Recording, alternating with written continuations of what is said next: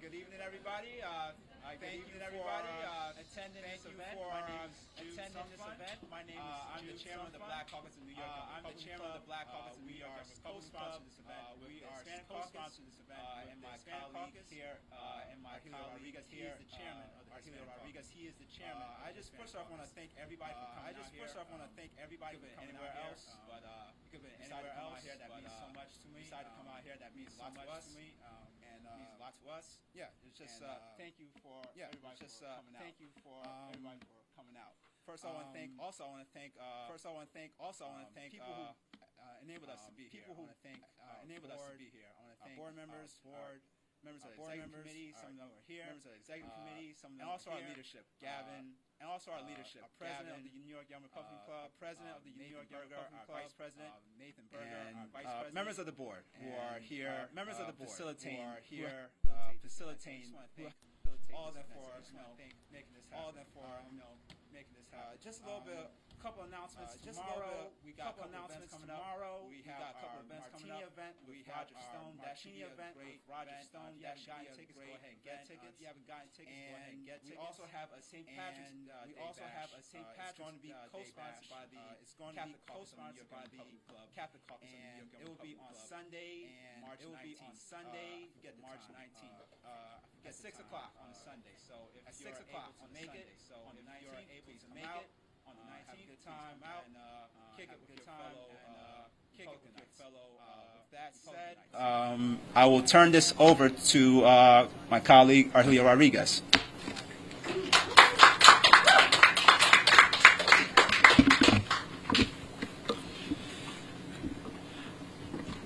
I want you to imagine the following.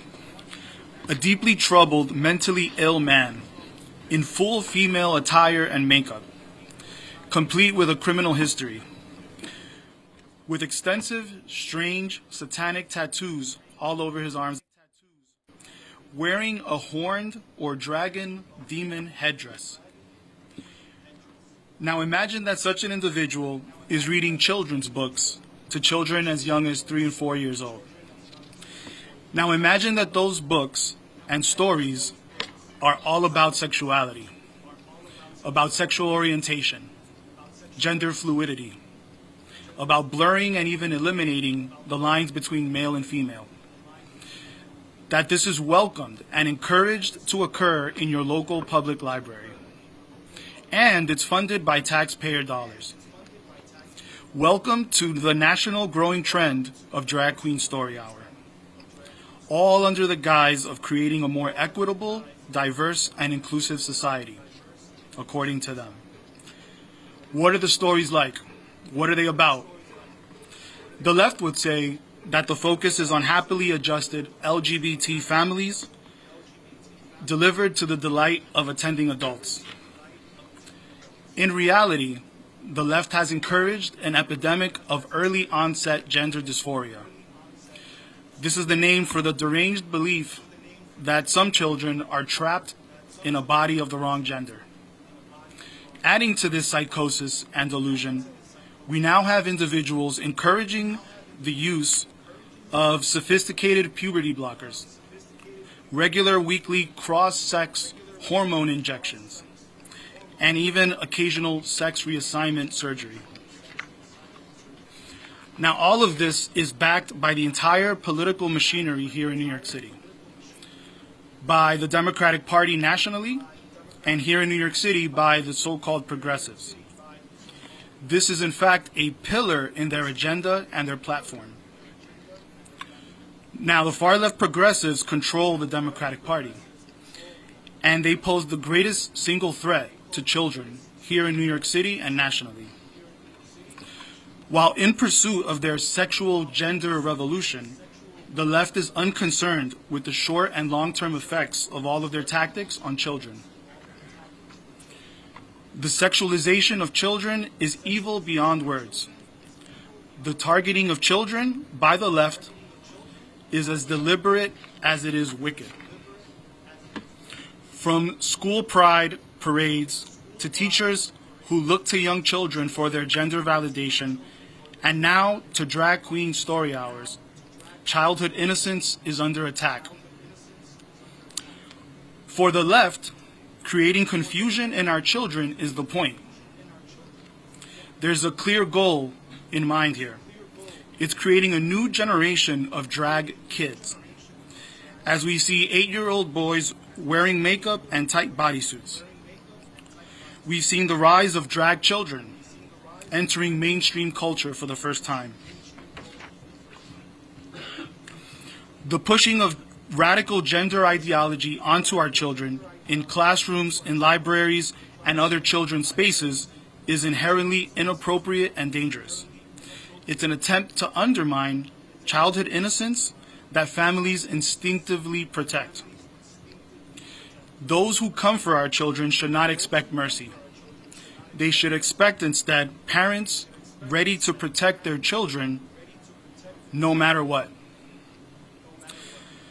We have a special night for you all planned here. We have 2 segments. In the first segment, we have Jesus Nieves, Deanna Morgan, and Lito Alarcon, who will speak to us about their protesting efforts against Drag Queen Story Hour here in New York City. For the second segment, we have a panel speaker group composed of two people. We have Ashley St. Clair and we have Matt Antar. Thank you all for joining us on this night.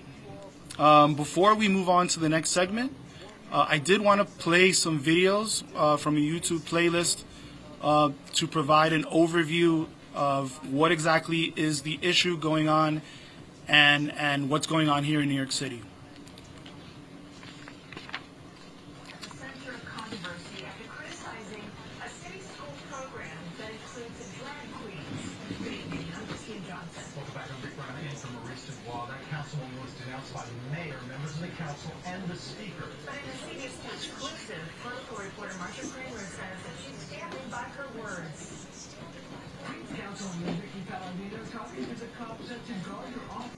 After she received death threats following a series of tweets challenging a $200,000 program that sends drag queens into city schools to teach gender diversity. In one tweet, she called the program unacceptable and grotesque. In another, she called it child grooming and sexualization. I'm totally against it. They come in, very exposed. It's provocative for a 6-year-old and an 8-year-old. If they want to do this in public libraries, Marsha, they have a choice. The parents have a choice. And I'm all about choice. And if they want to take the child to a library, by all means, go to the library. Go. Enjoy it. If that's what you want to expose your child to. Palladino, who represents a conservative Northeast Queens district, says the program doesn't belong in city schools, where she says it's offered without parental knowledge and consent. I believe there's a time and a place for it. It's adult entertainment. But city officials beg to differ, saying the program, Drag Queen Story Hour, teaches kids tolerance and acceptance at a time when hate crimes are on the rise. The comments were inappropriate, and I think we should but also, how do we lead into the continuation of education? It's about education. The city council is reportedly considering whether to censure Palladino. I personally find Councilmember Palladino's comments deeply problematic. Problematic. The reversal. Statements stemming from hate or intolerance is completely And dressing in drag for them is like kids wearing costumes. When you dress up, do you feel perhaps confident, happy, courageous, and brave? We can probably relate, because when I dressed up as my made-up character, Yuba Hamasaki, I feel all those things. What action the council will take against Councilwoman Palladino? Speaker Adam says, how dare she speak? On the table. In the newsroom, I'm Marsha Kramer, CBS 2 News. And in a statement just into our newsroom, Palladino said in part that my statement was not intended as a personal attack or accusation against any of my council colleagues or any community. This is specifically about the act of introducing adult drag queens to small children in a public school.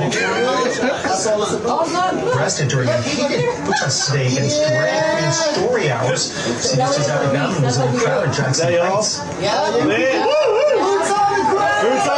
Protests turned vicious Thursday outside the Queens Public Library in Jackson Heights. The impetus, a drag story hour scheduled in the library for families. The heart of our mission is teaching kids to express themselves and helping them to be able to accept other kids and other people however they choose to express themselves. On one side of the street, LGBTQ allies, and on the other, anti-drug protesters.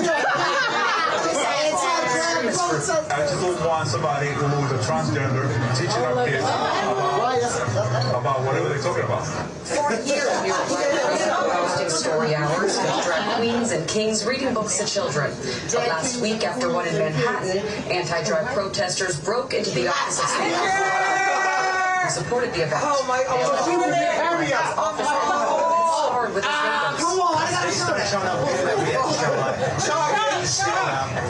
The library is for everybody and teaches about tolerance, and so I wanted to be here to show my support. The story hours are completely voluntary. Parents have to sign up for them.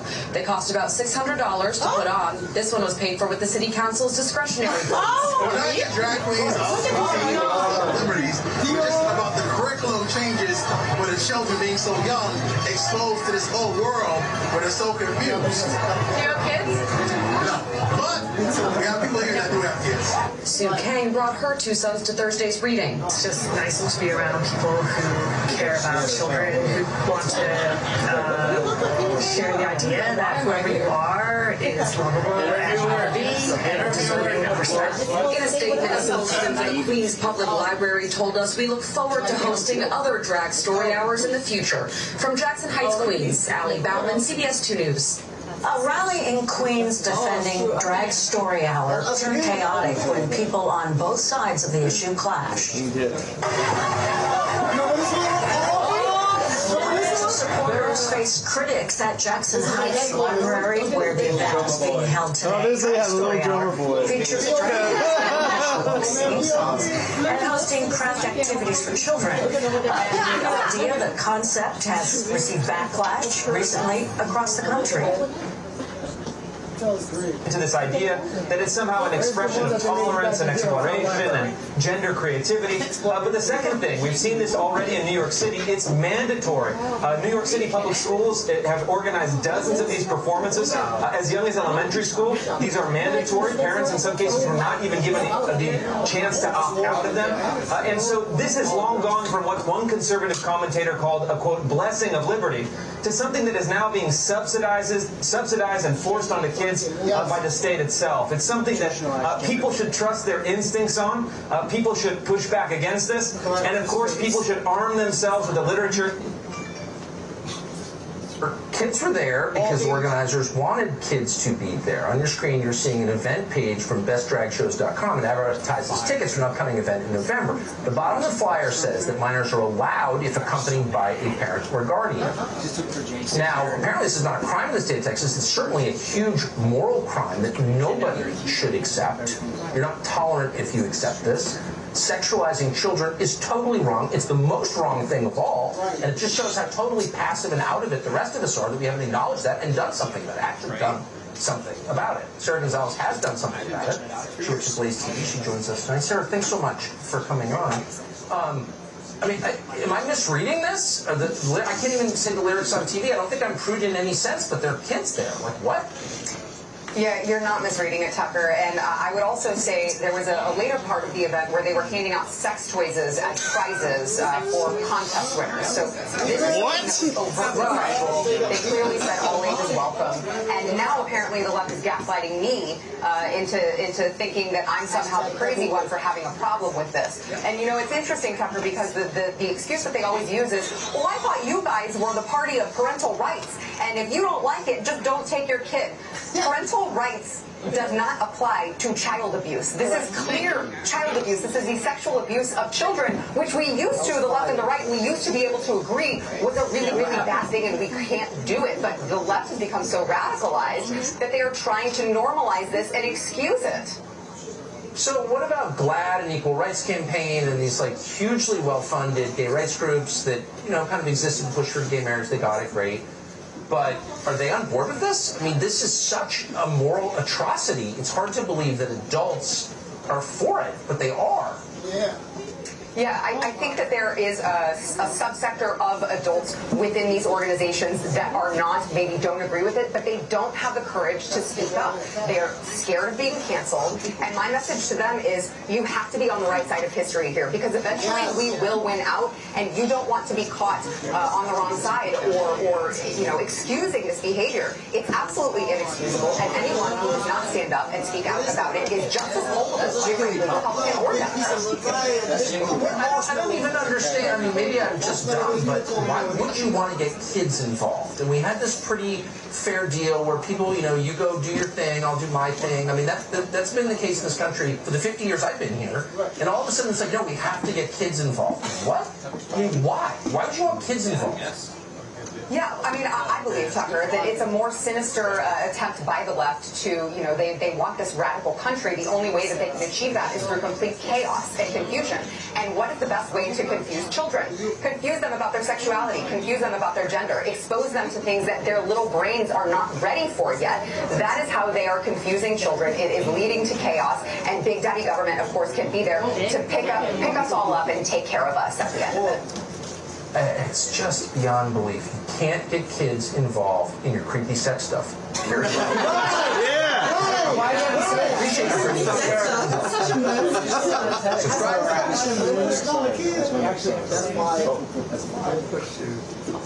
All right, thank you, everyone. I hope you enjoyed those clips. Those clips were provided to, you know, for a sense of background and overview of the issues. What the commentators are saying before we move on to the next segment. The next segment, I want to introduce three individuals. When I was in Mexico during the pandemic, I was observing what was going on in New York City, and I was just shocked at the authoritarian direction New York City went in during the COVID pandemic. And there was an unusual group that I began following. Their name is Guardians of the Divinity. It's this organization, and they've been proactive, protesting some of the unusual things going on in New York City. They first started off with the COVID mandates, and they've progressed more recently to drag queen story hour issues throughout New York City. I always applaud anyone who takes action, who takes an active role. And so can you please give it up for Jesus Nieves, Diana Morgan, and Guido Alapuente.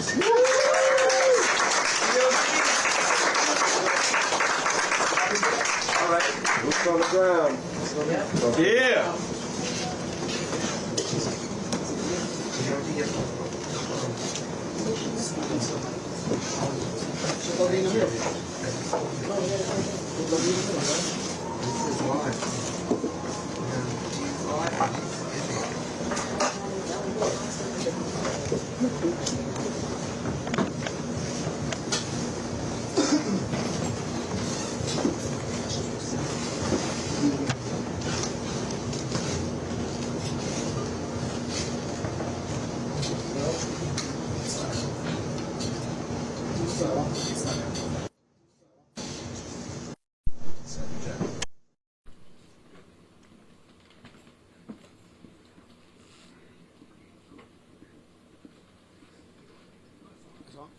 Yo. Oh, got you. How you doing, everybody? How y'all feeling? Everybody's good? Can y'all hear me in the back? All right, cool. So basically, our group is called Guardians of Divinity, and we've been protesting drag queen story hour for like the last 2.5 years now, 2 years solid. I wish we knew about it sooner. This has been going on for about 5-6 years. But like once we caught on to it, you know what I mean, we immediately decided to expose the issue to adults and parents, you know, across our states and cities. You know, we've been trying to like minimize the damage that's going on. And basically, if you've seen what was just going on in those clips real quick, you can tell that kids are being hypersexualized and there's a lot of grooming going on here, which is the main issue. We got nothing against the gay community or any of that. We're just mainly here to protect the minors. The minors are seeing sexual content, the books are sexual, and it's all about gender fluidity stuff instead of actually teaching them about like academics. You can throw some film on.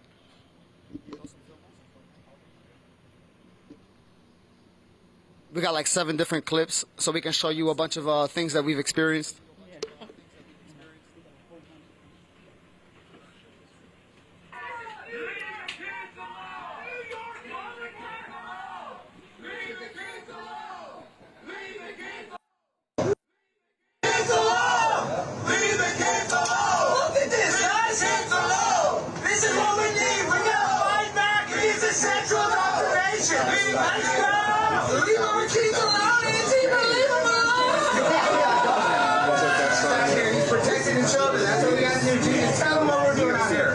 Shutting down the dress, look at y'all.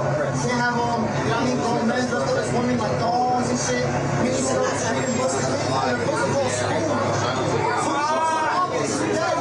What is going on? This ain't for children, guys. This is New York City. Look, we got cause protests. New York Public Library is coming to a neighborhood near you very soon. That clip was Alex Stein. I don't know if you guys are aware of him. He's been also fighting the Drag Queen Story Hour. He got a huge platform on Instagram. And every single time he also does what we're doing, protesting, trying to stop this sexual content being exposed to kids. We always get met with Antifa, and Antifa's always like throwing rocks and stones and a bunch of endless weapons. Anybody else want to fill in what's going on these protests? Like, because we all been through them. It hurt. First of all, I just want to give thanks to our Lord Jesus Christ. And I want to give thanks to New York Young Republican Club for inviting us. And I just want to remind everyone that we are at war. This is a war, so you can't rest on these demons. You know, they are after our kids, and I'm sick and tired of them, doing whatever they want. So we must, all together stand up against, their dirty agenda. Clip 2.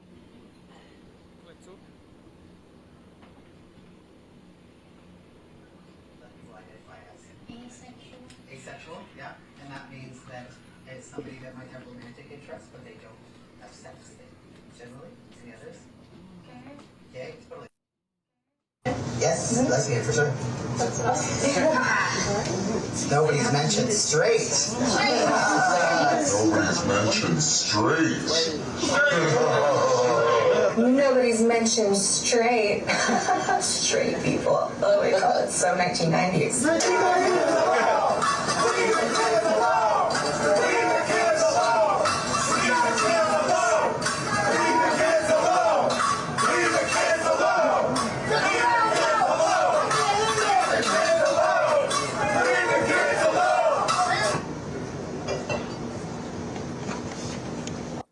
Big clip. As you're seeing, kids are being taught sexual ideologies, and some of them don't even look like they're even 2 years old. Some of, like, the range group is like from 14 months to about years of age.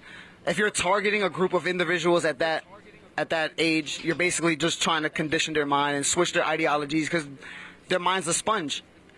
And like, they don't need to be taught that at a library publicly, and we're actually all funding that in this room right now. It's $200,000 out of taxpayer dollars are funding these events, and half of us don't even agree with it, and we don't even have no say. So in order to say something about it, I guess we just have to keep killing their numbers. The audience has to keep being small enough to the point where, like, these events are like established for like 30, 40 people. If you keep cutting them to like 5, 6 people or even less than that, they're gonna cut the funding, pretty much.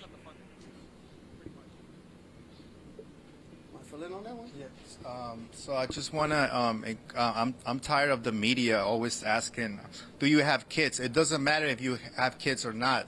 I mean, somebody's got to stand for those kids. I mean, it could be you, me, all of us together. Next clip.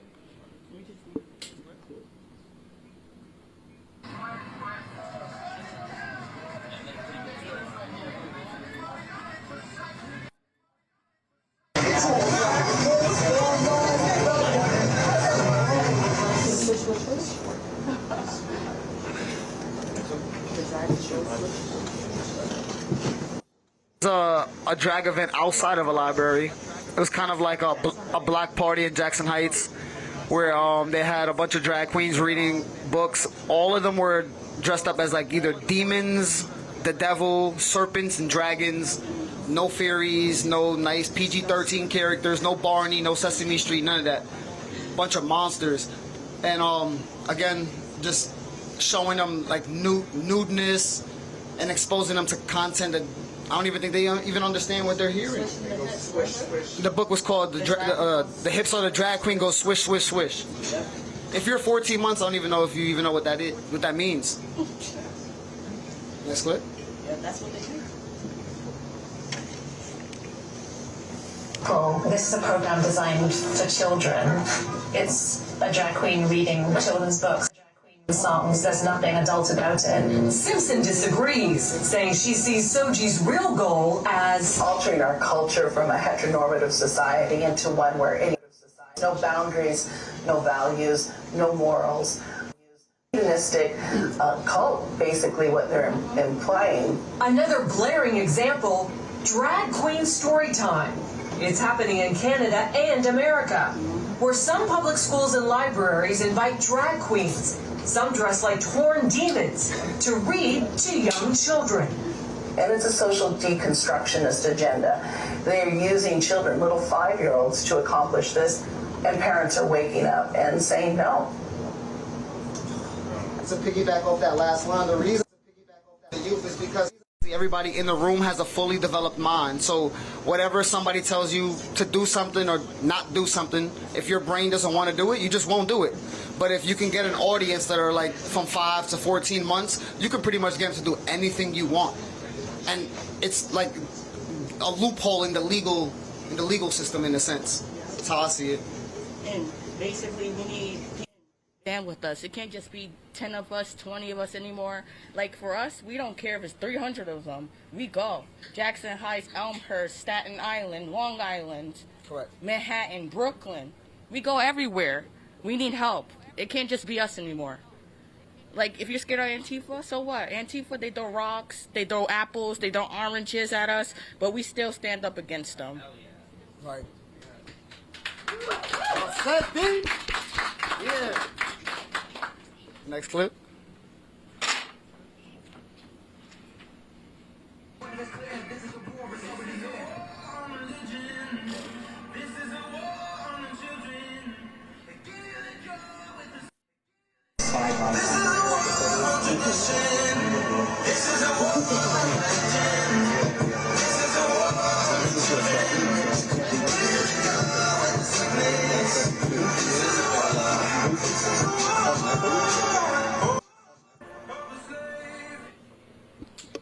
So what you guys just watched was pretty much all of the books that they read during Drag Queen Story Hour, which has nothing to do with, real like knowledge. It's basically teaching them gender fluid. Again, it has nothing to do with what you would need to learn in school.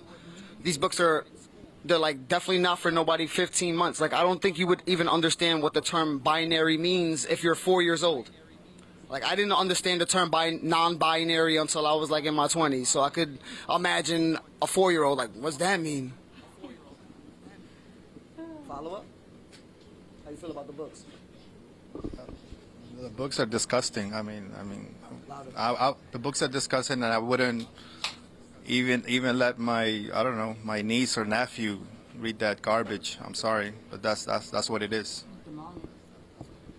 Yeah. Next clip.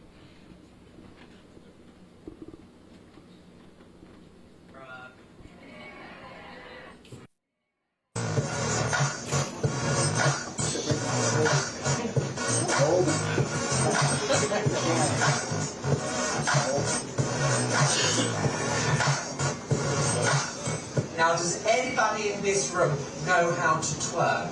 No, they got no means. And then just move your butt up and down like that.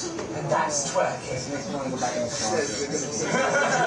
At its core, this entire charade is nothing more than a method to indoctrinate children into a perverse ideology, and at its worst, at best, show them hypersexualized content. be allowed with underage children in a heterosexual strip club. But the progressive left is not backing down. They are demanding that you comply. If you choose to do so, that's your right. True.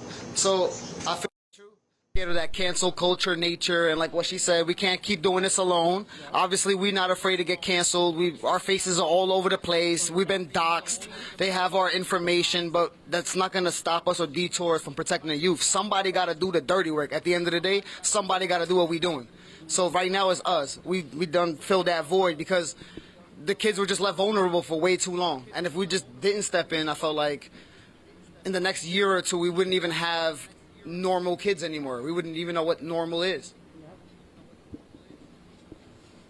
Someone has to stand up and do what's right, do the right thing. And I want to encourage all the fathers, all the dads that are looking at this. It's time for you to stand up. We need the real men. We need men to take a stand. Next clip. I think one or two left. One left. Awesome. This is by far the worst. These drag queens are stripping. They are indoctrinating children in schools, parental consent, and they are in pride parades on an eggplant phallic float, throwing out lubricant packets to children. That was even tough to watch. But like ultimately, like off the first line, it's basically like if you look like us, like if you really are like a male that looks like a male and you're on your alpha game, it's hard to even speak about these topics without somebody just looking at you or something. It got nothing to do with grown people and their sexual preferences. It has to do with protecting the youth before the youth gets corrupted at such a young age. They got nothing but innocence to give. They call us white supremacists. They call us homophobic, anti-LGBT. They call us a hate group. And just because we're against Drag Queen Story Hour for kids, we're so hateful. Like, just because we have a different opinion, they call us all these outrageous names. But they always leave out the fact that while we're doing these protests, we always come through with people from the gay community, trans community, bisexual community. They're always welcome. They're always there because I feel like they also can see the ideology behind this. It's got nothing to do with sexual preference and all to do with saving the youth. Gays Against Groomers, feel me? I love that group.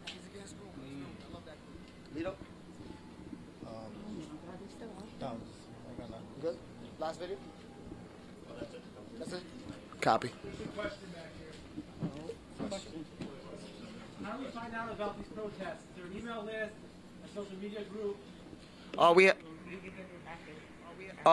got an Instagram. It's guardians.of.divinity, and if you DM us, we'll definitely give you locations and times of where we're doing these events and when we're doing these events. A couple of days ahead, so you know, you have a way to prepare for it.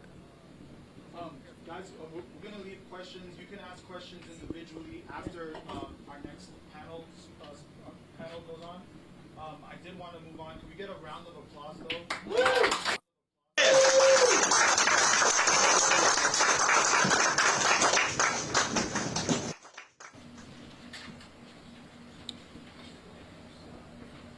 Great job, guys. Great job.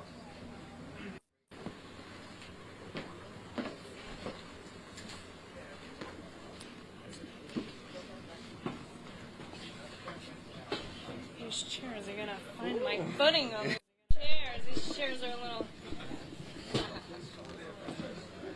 Ashley's good. You no notes. I have all my notes here.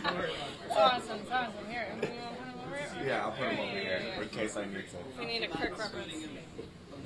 We gotta. Alright, we gotta. Family. Set readjustment. Look, I'm a drag queen and you're a 5-year-old. Terrible.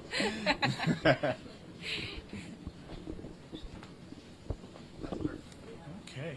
You want the mic? Yes, sir. We'll just share. Yeah. Project.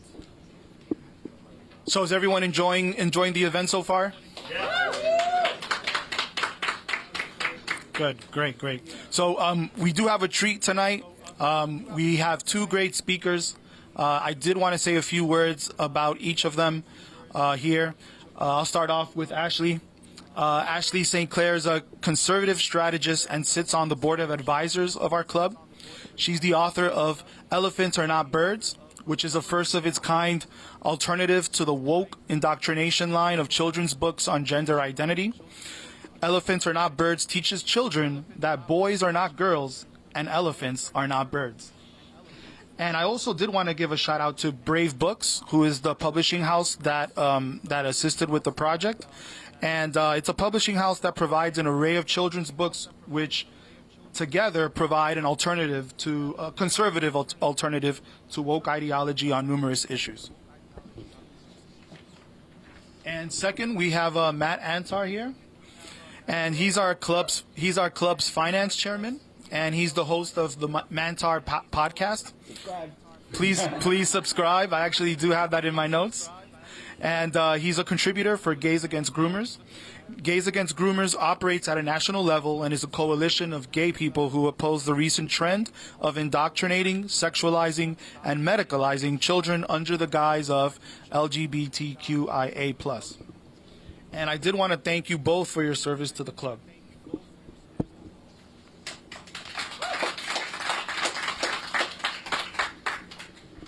So I did have a series of questions that I'll be directing to each of you specifically, and then I wanted to move on to more general questions directed at both of you.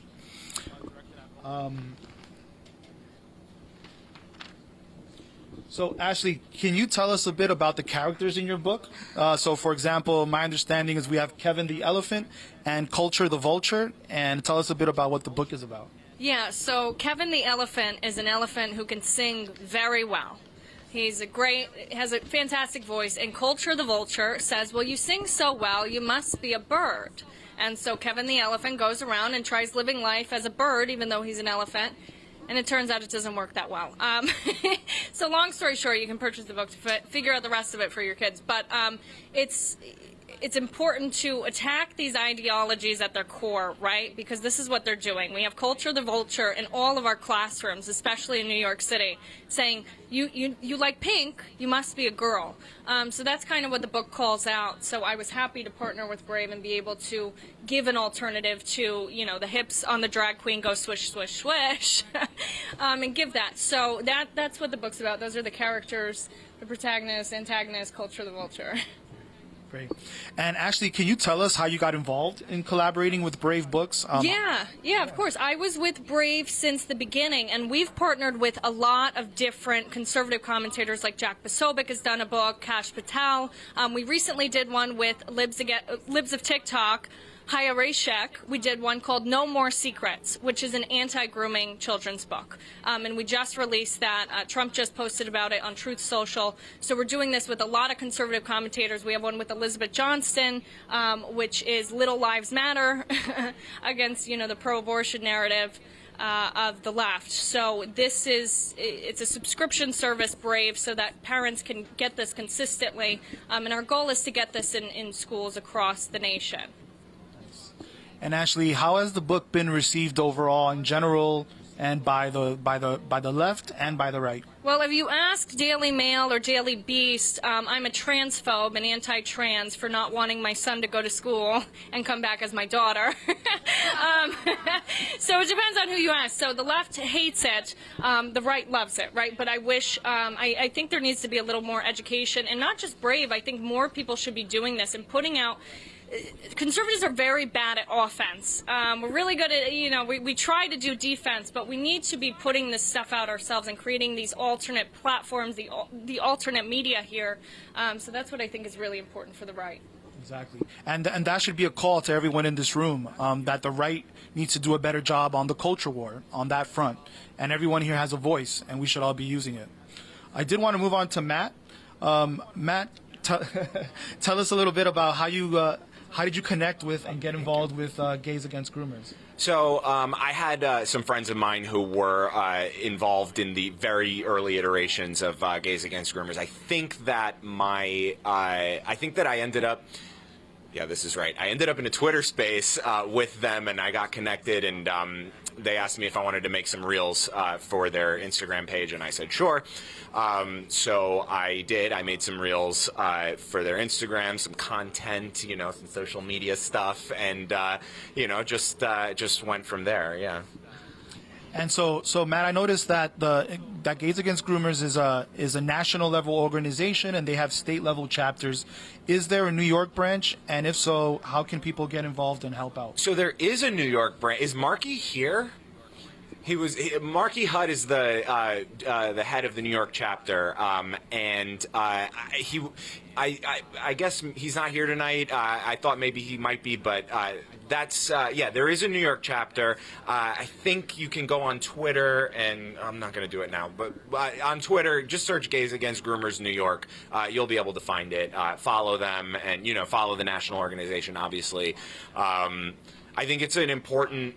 It's an important organization because it hits differently when gay and trans people are like coming out there and being like, no, this is not about LGBT or anything. I'm a gay guy, love that I can get married, hopefully I will someday, but it's not about that. It's about we'll go into the drag story hour, but it's about not indoctrinating kids in classrooms. First of all, in classrooms in public schools where boys can be girls and girls can be boys. That is a lie. If you're an adult and you have a diagnosis of gender dysphoria and you have informed consent, you can do whatever you want with your body.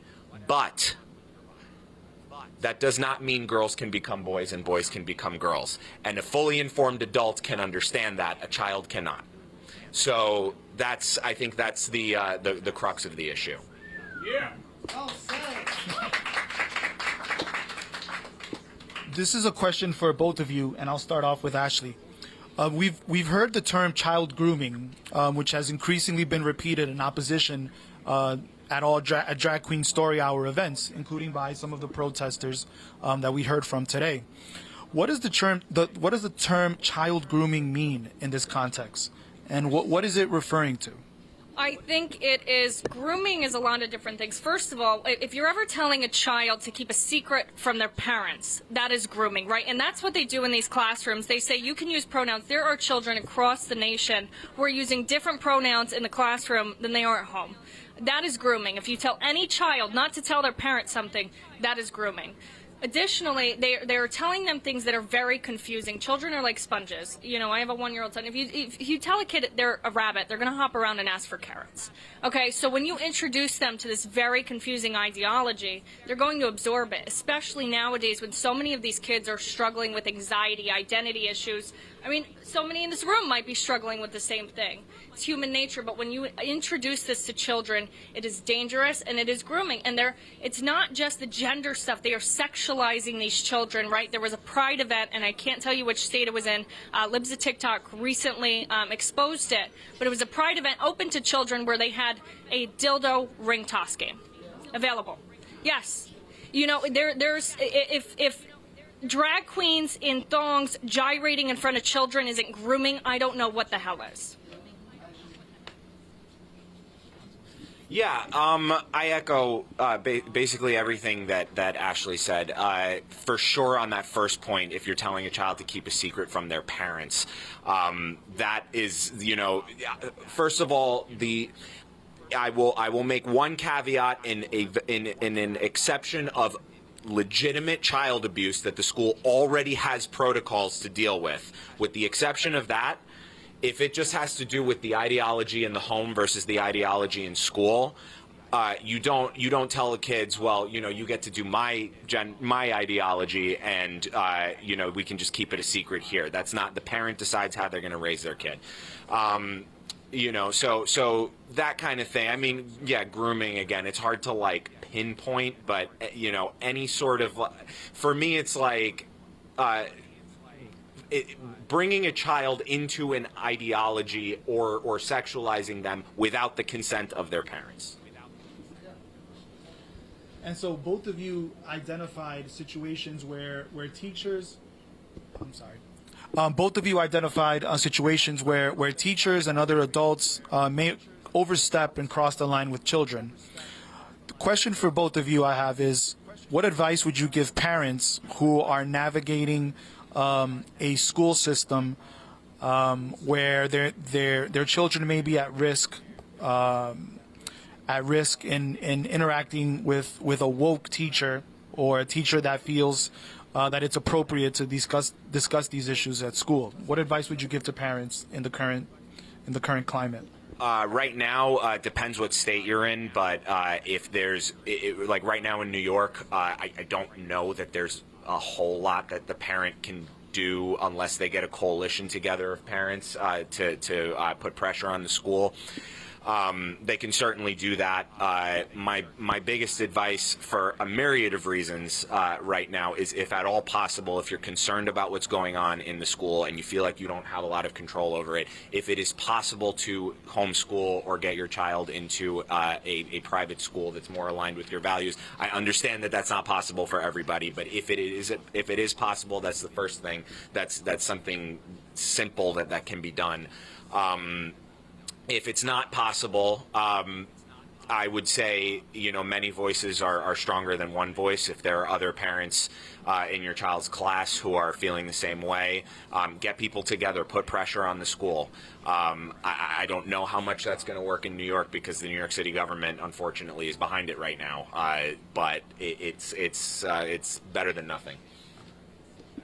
I would mirror a lot of that, but I think we need to fight back. Even if you don't have children, you can show up at these school board meetings, okay? They are currently trying to categorize parents who are concerned about their children as domestic terrorists, right? These parents who are going to school board meetings, they're being characterized as domestic terrorists before Antifa. But what that means is that it's working. Right? What that means is that we need to keep fighting back. We all need to show up at these school board meetings. And someone earlier had mentioned, that these protesters ask if they have children. It doesn't matter. We need the people who don't have children to fight back, because I am a mother. I can't be on the front lines for a lot of this stuff because I have a 1-year-old child at home. We need everybody to get involved. And if you think this is wrong, you show up at those school board meetings and you fight back, because what's happening to our children is wrong, and it is immoral, and it is damaging to all of these children. So just keep fighting back. Show up at these school board meetings. Show up at city council meetings. They spent $200,000 of your taxpayer dollars on drag queen story hours at a school in Brooklyn, a middle school. They were teaching children how to do drag makeup. This is what your tax dollars are going to. So fight back, show up at these meetings, and let your voice be heard, because it's working. Otherwise, they wouldn't be deploying these defensive tactics against parents. And that was one of the beautiful things about Zoom School, right, is it showed parents what was happening there. So the far left, some of whom we see... So the far left, some of whom we see downstairs, unfortunately, they've argued that objections to Drag Queen Story Hour programs are misogyny, they're homophobic, and they're bigoted. What do you say in response?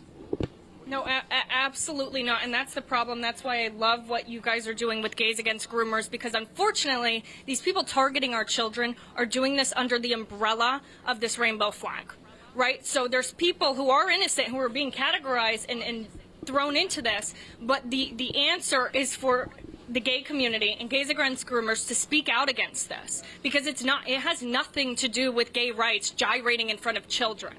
And if it does, then people should denounce that. If that's what you guys are for, then they should denounce it, but it's not, which is why we have groups like Gays Against Groomers, because it's has nothing to do with that. So yeah, I mean, look, this is what I would say. I echo a lot of what Ashley was saying. I take objection to the idea that drag queens are necessary to teach kids to be tolerant of gay people. Because drag is a profession. It's not a sexual orientation. It's not a, let's say, a kid with two dads or a kid with two moms or something. That would be teaching acceptance of gay people if there's a kid in the class who has two mommies or two daddies, right? I don't know everybody in this room, but I imagine a large swath of the room would not object to students knowing that, Charlie has two daddies, right?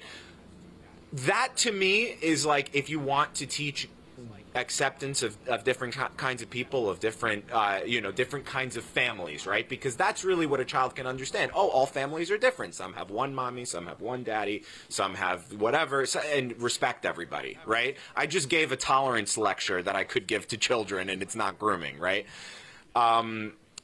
Drag queen does not equal gay. First of all, yes, most drag queens are gay men. Some are straight men. They exist, right? It happens. And so to equate drag with gay and say, well, we need to bring a drag queen, which is a performer that dresses up in exaggerated female makeup, wig, and often wears skimpy clothing, to say this is how we make kids tolerant of gay people. I don't buy it. I don't buy it. Drag does not equal gay. You want to teach acceptance, teach that there are all kinds of families and respect everybody. That's how you teach tolerance. Let's give it up. That was powerful. So in addition to Drag Queen Story Hour, we've also seen drag shows involving children, the transitioning and medicalization of minors, and gender theory being taught in the classroom. Do you think the targeting of children is intentional, and why? What's the left's game plan here? Why are they targeting children in these efforts? I think there's a lot of different things going on, right? We saw Libs of TikTok got a lot of backlash when they exposed Boston's Children's Hospital, right? And when they exposed Boston's Children's Hospital for these gender-affirming mutilations, we were told that it wasn't happening. In reality, there was a study not only that Boston's Children's Hospital cooperated with, but they helped bring to the forefront that they did over 60 gender-affirming mastectomies. They cut off the breasts of 60 healthy minors, girls under 18. They cut off the breast because they felt like a boy. And this is happening nationwide. And it's, I see a lot of people are disgusted, but that is what's happening at our children's hospitals and these gender-affirming clinics nationwide. And it's disgusting. And there's a lot of talk, right? When you mention that gender dysphoria is in the DSM-5 and it's an illness, they won't take it off because you know what happens if you take it off? You don't get the insurance payouts. You have a lifetime patient. When that child decides they are trans, they are a lifetime patient. That the reality of these mutilations is ugly, right? And because we're live streaming this, I really can't get into too much of it, but that is a lifetime patient. So I think that has a lot to do with it. Obviously they are intentionally confusing our children for more sinister agendas, but, a lot of it has to do with the money in a lot of these procedures as well. Yeah, I just to piggyback on that, there may be, whatever percentage of people in the world who have gender dysphoria. It's, a 0.1% or something. I don't have the exact statistics, so don't quote me. But it's it's a small fraction of people who have gender dysphoria. That's going. If it's really there and it's persistent, it will persist into adulthood, and they can make a decision when they understand the consequences. But as Ashley said, there's no way for a 12-year-old, a 13-year-old to really be able to wrap their head around the fact that they will be a lifetime medical patient. They will be. But even at 18, right? These kids are young. Yeah, no, do you guys for remember sure, when yeah. you were 18? I mean, you're basically a kid. Why did they let us sign student loans, right? Right. So, I mean, it's ridiculous. Yeah. That at even 18, that you can make this life-altering decision, and you see so many of these detransitioners, they regret this, and it's very hard to come back from that. So, I think a lot on the right, we say, well, if they're adults, I don't know that that's necessarily the right choice for adults either. And so many of these people don't know what they're getting into because they're still young. Just because you're 18 doesn't mean that you have the ability to we can't even buy booze until it's 21. And you're going to be able to chop off your breasts at 18. I think there needs to be a conversation around that as well. I'm definitely amenable to a conversation of what the appropriate age is. But the point is, it's certainly, it's certainly not something that a minor is going to be able to wrap their head around. And if you have been on hormones for years, if you have had permanent surgeries, there's no coming back from that. And there's very heartbreaking stories of detransitioners, and it's not something, and it's not something that you should be encouraged. My original point with this was that you shouldn't be encouraged. There's almost an encouragement of kids to, like, well, maybe you have gender dysphoria, maybe, or they won't say it, they'll say maybe you're trans, right? If, maybe the boy's a little bit more feminine or the girl's a little bit more masculine, right? And that's really who it hurts the most, is the kids who probably don't have gender dysphoria, who are getting confused. But the consequences of the decisions are lifelong. So, yeah, anyway. Not to be long-winded.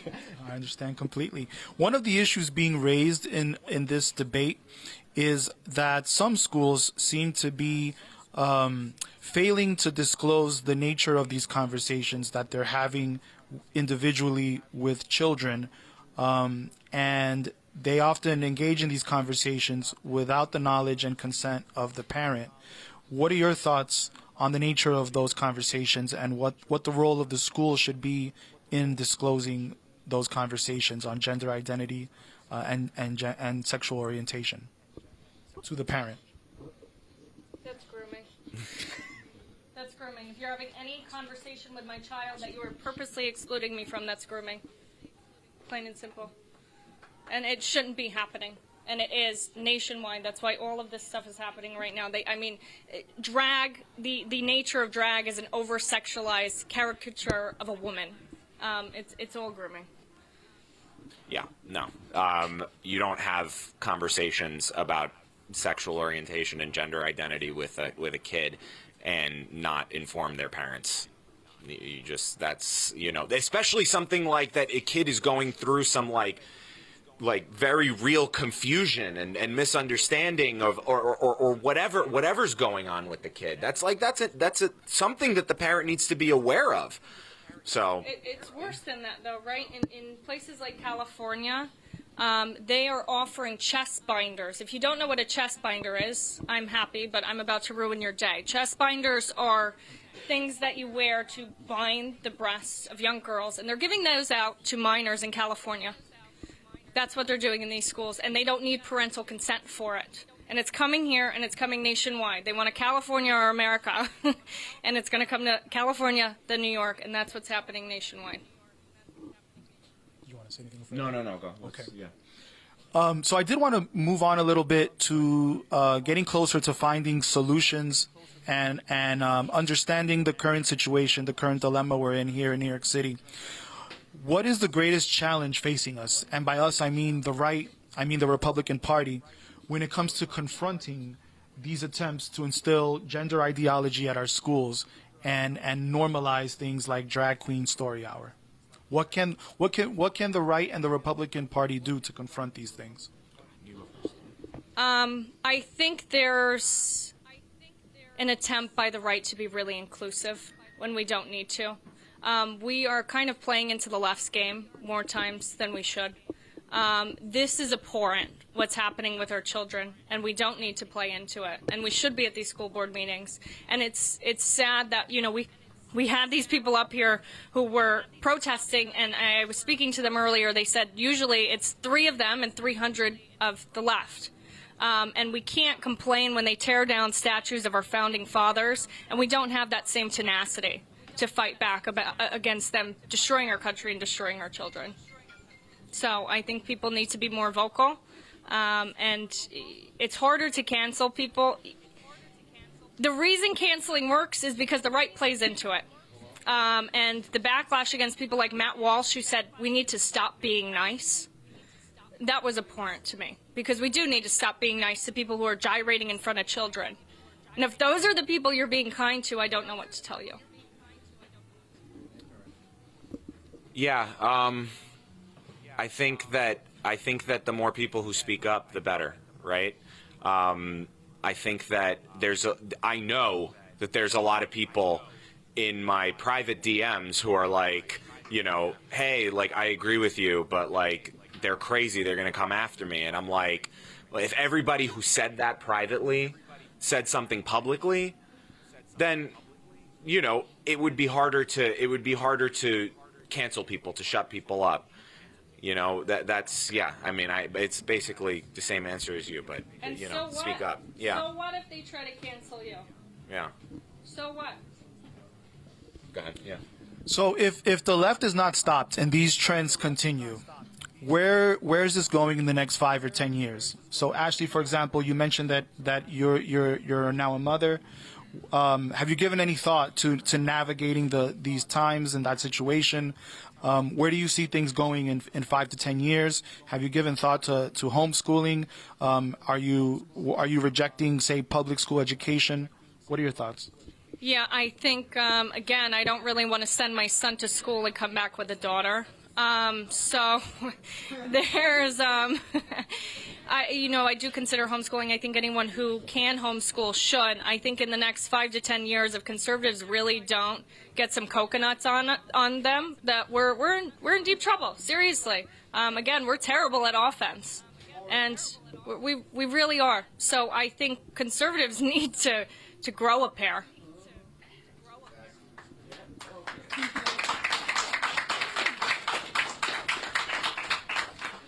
Yeah, so you know how like in the 2000s or even the 90s, how like emo and like girls cutting themselves, and that was all like trendy and popular, and all the cool kids did that, right? I feel like this trans trend is the new emo. It's the new, you know. First of all, it's being lauded as so cool. It's so cool. You can be trans too. You can be trans too. Except the problem is it's not playing dress up and deciding you don't like it. It's medical interventions. So, you know, that's what's happening. And it's not just that it's so cool among like kids in their friend groups, because like, you know, kids are going to be kids, whatever. It's the adults in the situation who are encouraging it, right? So like if kids want to have a fad, right? Okay, kids are going to have a fad. I think that's a bad fad, but you know, it's the real issue is that you're not only being affirmed by your peers, you're being affirmed by the adults in the room. And kids want to be accepted. Kids want to be liked. They want, especially like, you know, if you're talking about like kids who are getting into the medical process, they're like 11, 12, 13, 14. We all wanted to fit in. We all wanted to fit in at that age. So, you know, so yeah, I mean, if the trend continues, it's like what? Everybody's going to be non-binary now. Everybody's going to be, you know, everybody's going to transcend gender. It's just going to be, yeah, right? Like it's just, and that's just not, you know, again, for the real percentage of gender dysphoria, it's like 0.5%. It's if everybody in the class is like that, this is a problem. Thank you, Matt. So we just heard three protesters give a presentation on their efforts. What advice would you give them and to us who in this room who hopefully will look to support their causes? What advice would you give to, say, Guardians of the Divinity as to how they can improve the outcomes on their protesting efforts? Before I give any advice to them, I want to say thank you. Thank you for speaking up because it's not easy. It's not easy, so thank you. Genuinely, thank you. I think more education about the protests you guys are doing are great. You guys are more than welcome to send them to me. I think it's also important that we maintain our composure. I've been to a lot of these protests throughout my time as an activist, and it's important that we let them expose themselves. You know, if we argue back with them, if we match their energy, it doesn't look good on us. So the best thing you can do is maintain your composure and keep calm and let them expose themselves, because I promise you they will do it, because they hate your existence. They are like vampires in the sunlight when, you know, this darkness is being exposed. So just maintain your composure. Let's get more education about those protests, and thank you from the bottom of my heart as a mother. Thank you.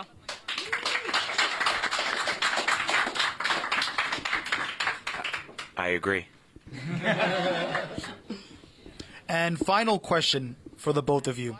If there's one thing you hope the audience takes away from tonight, what would that one thing be? We'll start with Ashley. I think a lot of things happening are scary, right? Them labeling parents as domestic terrorists are scary. A lot of the narratives going around are scary.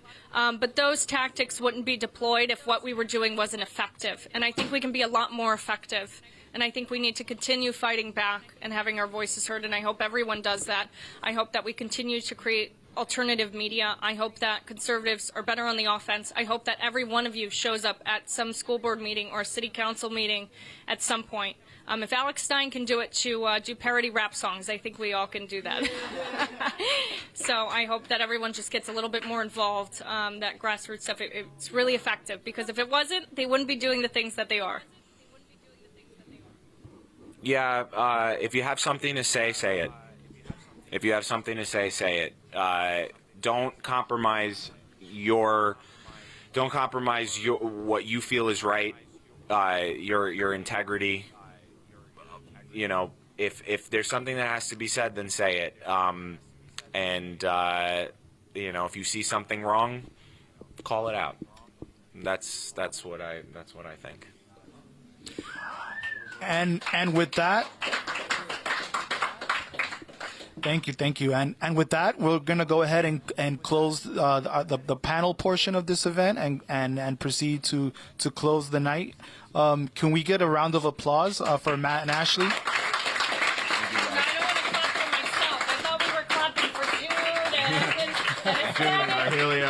of applause for the Black and Hispanic Caucus to put this all together. Thank you. Thank you for inviting us. Thank you, everyone, for coming out. If you have kids, Of all the speakers and the board members, can I get a big picture of everyone in front, please? Thank you. If you have kids, buy elephants or not birds. Stand on the spot. Great stuff.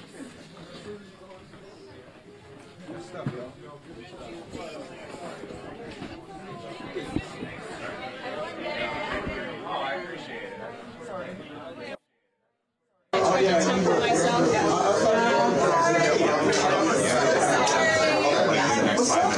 You guys, we gotta do this quick because we gotta put one out. So we're gonna get everyone in.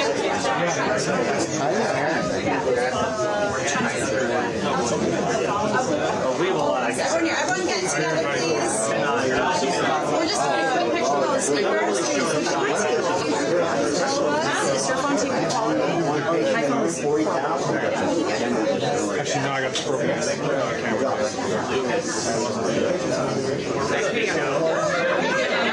Alright, you guys, everyone get together. Just more. And.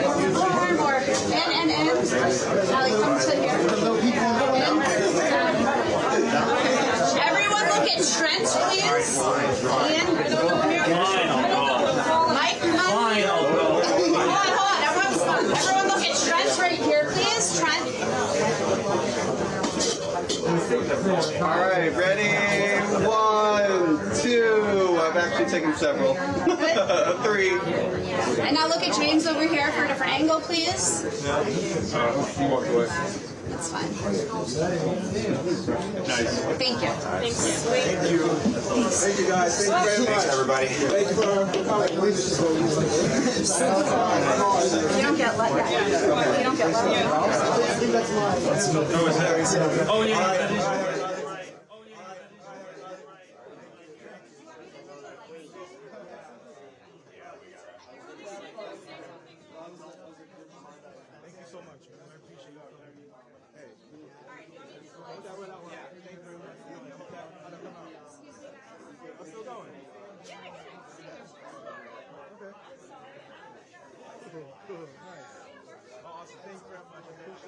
Thank you for having me. Yeah.